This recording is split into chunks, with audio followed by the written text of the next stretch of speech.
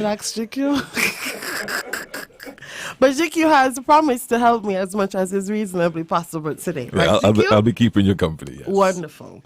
So today, the first thing I want to start to speak about is our streetlights retrofit project that we have ongoing at the moment.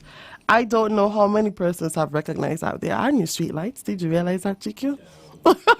Well, I don't think we've gotten to your area as yet, but majority of the island we have replaced the streetlights, and we have moved away from the mercury type lights that are not very environmentally friendly, and we have introduced some LED lights which are far more energy efficient.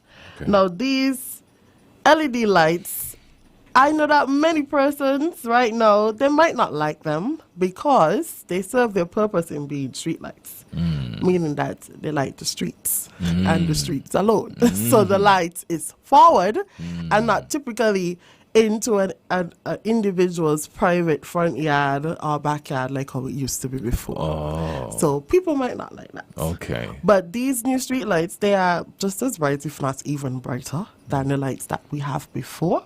Okay. And they are energy efficient. Now, we started this project in April, and we started changing the lights from the camps roundabout, right, going to the island in the eastern direction. So we then went to Connery Keys, etc., and we have gotten all the way through the island, to the rural communities, and now we are in Buckley's. So the lights in the village would have already been changed. So now we're doing Buckley's, Shadwell, and Monkey Hill. So we're now in the Bastia area, and I'm sure that's where more and more people will begin to recognize these lights. But if you don't pay very close attention, maybe you won't be able to. But the most obvious ones that you'll be able to recognize are the ones in Keys, because these are amber lights. And we installed these because Keys is a very popular area with the turtles nest. And sometimes the turtles will wander up into the streets, mistaking the white light for the moonlight. Oh. So that becomes a bit of a dangerous situation for them. Right, so the lights act as a deterrent. Well, yes. So it really discourages them from heading towards that light, so they will go back out into the water and go where they need to go. So we want to thank the Turtle Monitoring Network, who would have lent some assistance in that regard in just making the recommendations and lobbying for these lights. Hopefully sometime in the near future, we might be able to get some turtle-friendly lights in other areas on the island that where turtles are nesting as well. But for the moment, the Streetlight Retrofit project, we have already replaced 2,569 lights. I know from time to time we get a lot of complaints about lights being out in particular areas, and we're using the Streetlight project as well to kind of replace those lights that would have been out. So all of the lights are being replaced. These are now LED lights. They don't particularly look the same like the lights from before, the mercury lights, but I like them. They're just as bright, and I don't know if it's because I work at SKELEC and I'm able to pick them out. But this Streetlight Retrofit project is a project that is being funded through the government of St. Kitts and Nevis. The streetlights in Nevis should also have been changed or are currently being changed as well. Now, the reason that the government would have undertaken this initiative, and SKELEC being its major partner, would be to reduce the energy consumption and the greenhouse gases. So that's St. Kitts' way of being energy efficient and going green and reducing our reliance on fossil fuel and playing our part as it relates to global warming. So the changeover of these lights, as I would have mentioned, it began in April, and we're hoping to have all of the lights changed over by the end of the year. Okay. It's about 5,350 lights. Wow. But I thought it was more. Well, I think it's between St. Kitts and Nevis, but we're hoping to have all of these lights change over at the end of the year. And this also includes the floodlights. Now, there are some floodlights on the sporting complex. So you see them at the Kim Collins Stadium, at the Warner Park Stadium. Even quite recently, I was driving over to Kenya and I was like, wow, they have these big bright jumbotrons over here as well. So those lights are going to be changed over as well, but that is the second phase of the project. So I felt it was important to come and give an update about the street lights projects, because I know people might not like the lights as much as the lights before, because they light forward and not necessarily backward. And people might see these lights and wonder what's going on. So it's important for us at SKELEC to ensure that the community, the public, is informed about what is happening at the company. Now, last week, I think it was last week when we kind of had a little pop-up storm there. We did have some damage, and we did have some that caused some outages. So the severe weather conditions would have caused some outages for customers. There were some customers, unfortunately, who were without power overnight. And we want to apologize to that group of customers and customers in general who would have lost power during that pop-up storm, those severe weather conditions. And I want to assure the public, I don't know how many times I can say it and how many ways it can be said, but we don't switch off power. I don't think people understand that. We don't switch off power. If power goes, it's an emergency outage. It's some sort of fault. It's something that happened why the power would have gone. If we are going to switch off power, if it's related to maintenance, we're going to let the public know. We have a policy, I think it's about 48 hours before that the public has to be notified before we do any maintenance outages. But if it's an emergency outage, it's something that we did not have any control over.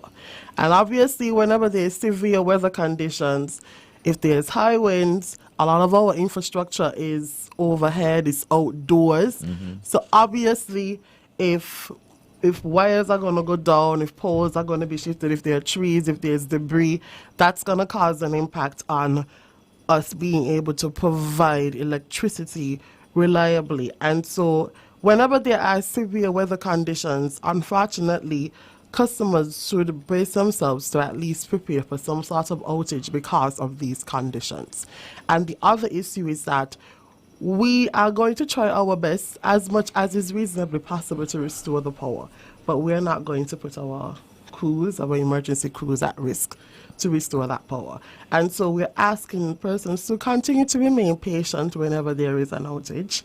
It's not that we're switching off power, but it's because of the external conditions. What's happening outside that's causing outages. And so we want you to do your part in terms of whenever you see any trees in any lines, report them to us. We try our best to have that dealt with. And whenever there are outages, report them to us as well. These are monitored. And do so by calling our automated hotline, 465-2000. You can leave a voicemail, and we actually check those voice messages. For those persons who still might not feel very confident with the automated call-in service, we still have our hotline, and you can access that by calling 465-2013 or by calling 600. So I know SKELEC might have been getting a lot of beating in recent times for some of our outages, and I want to assure the public that we are working to improve our reliability. Actually, we're going to be making a very big announcement hopefully within the next 2 weeks. So by the time I come back here, GQ, we'll be able to speak more about what it is that we are currently doing, or we're at the end of a project that we've been working on for over a year to be able to improve our reliability. So I want the public to be assured of that. It's not just your power is going and we're not doing anything about it, or we're making all of this money and you're not getting your power, and all of these things people say to us. But we want you're not being malicious. We're never malicious.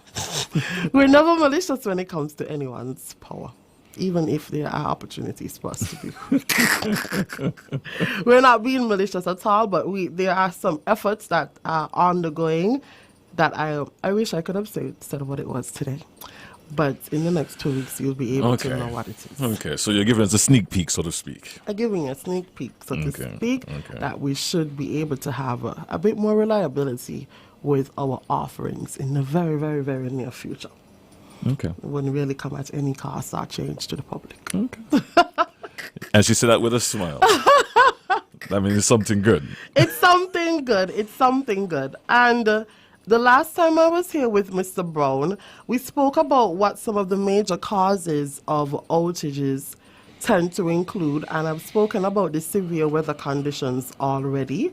And one of the other major causes is the vehicle accidents. And maybe one of these days we could have a little joint conversation with the police that come before us as to really asking persons to drive cautiously on the road. Whenever you hit an electricity pole, obviously there's a cost associated with that, but the human cost associated with that is that people are going to be out of power. And you know how you feel when you don't have power, so you shouldn't try to inconvenience anyone else by not driving cautiously, by slamming into electricity poles. Overall, just really be a more alert driver. And we're asking the public to be patient with this as well, because not every outage is the same. It might be a situation where they hit a pole that has way more equipment and apparatus on it, and it might require 5 of our teams to be on the road at one time to get power restored to that area. It might cause a major outage, it might cause a minor outage. You won't know. But as much as is reasonably possible, don't drink and drive. Don't slam into our poles. Be a cautious driver, because that causes a significant inconvenience to our customers as well as to our crews that would have to respond to these outages. And as I begin to wrap up, I was talking to GQ about maybe taking 1 or 2 calls, but GQ told me not to be so brave today. I don't know why he's telling me not to be so brave today. I'm sure we're going to get so many calls with people commending SKELEC for all of the hard work. Put on your headphones. Put on your headphones. Put on my headphones. Put on your headphones. I don't see any calls coming. So I'm going to leave it right there. That's true now in front of you. 2 calls right there. Are you sure it's going to be calls for persons commending? One story. Commending the hard work of the company. I think, okay. The ball's in your court. The ball is in your court. Let's take the 1 call. I'm confident you have 2 now. I'm confident that this is going to be a very good call. Good morning, you're live. Good morning. Good morning, the boss. Yes, morning. How are you? I'm good, thank you. Yeah, and to the lady there for SKELEC. Hi, good morning. How are you? Not too bad. You have a lot on your hands. I have a lot on my hands. Because I think you should be coming in and let people call in and explain to you about some polls that need looking into. Okay, so let me hear what's going on. Tell me. A pole across Fort Thomas Road next to Sonia Care going east. And it is not down in the earth. It's sooner or later, the pole is going to come down and cause some sort of havoc or something. The pole need to be moved from there, and into the line, y'all need to move the line from off of people's houses. Okay, and would you have happened to have reported this already to SKELEC? Well, there's a guy that works for you all, and he does drive, and the pole is right in front of him, and he knows it. Okay. And so when we are making these reports about the poles, it's very important to have the pole numbers so that I'm able to pass it on to the appropriate team so that they can respond. But I can give them these directions that you have just given. Well, I speak about the one there by Mr. Derek Fries, with the palm lodge, with the pole, with the grass and going up to the pole. And nobody seemed to take me on, so I had decided to stop calling and say what I see going on. But as being used on now, I say let me call you and let you know. You all need to come across Fort Thomas Road, Shackers. Shaka is a driver that works for y'all. Okay. And yes. the pole is right in front of him. Okay, so I'll pass it on to the relevant teams. Thank you so much for calling. You do not wait at the last moment when something happens for y'all start speeding up. And even go by Fort Thomas Hotel, and you're going to see the poles them that are falling down. Okay. One you need to look into also too. All right. Thank you, caller. I think we have another caller. We too. Hi, good morning. Good morning. Pleasant good morning to you all up there. Morning. Mr. Dick, my boyfriend. Hey, Lulu. Good morning. Good morning. Those are not no person who gonna make you jump. They're not gonna cut off your life, and they're not gonna cut off the life. Okay? so don't frighten, Mr. Prime Minister. Lulu, you want to get me? Good morning, Lulu. Right, your girl. I want to commend you. Thank you, For the Lulu. job that you do and SKELEC, I was a SKELEC worker, not SKELEC, very part of SKELEC when they changed, but I was electric department worker for over 20 years, a cleaner. Mm-hmm. So I want to say congratulations to you all in your new uniform. I love your uniform. And when I go over there and I go pay a bill, I got to go up, go see all the old girls, and so I want to big up party every day, on the ear. Especially that. those who drive in, so you're doing a good work, and big up the elderlies, those past elderlies who work long time like Mr. Bracho, and all the others who work there at SKELEC. And thank those who came out, Miss Isilma Isaac, who attend the, I know this is a party, but just let me say, those who attend the funeral, George Mother's funeral yesterday, she did a very good poem, on behalf of the workers. So, big up yourself, always listen, but I'm so glad that you take your call, and GK will take good care of you all up there. Have a good day, love you all. Thank you so much, Lulu. Thank you. Okay, bye. We have time for one more caller, GQ? Yes, we do. Okay, Okay, we missed that caller. let's try this one. Good morning, caller. Good morning again. Hey. Nice. Well, I too want to commend the lady who is there with you. I must say I listen to the program on a regular basis, and her explanation, you can see she's doing it with grace.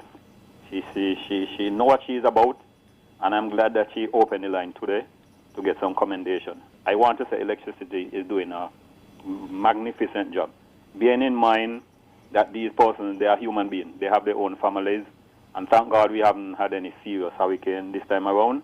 Keep my fingers crossed, we are still in the hurricane season. Even the lighting, I do like the new lighting that they are putting in place. There's a problem that I normally have at Crabble Heights. I live at Crabble Heights, and there's a personnel, I have his number, and every time I call him, he's so warm, and he always assists and explain to me the situation.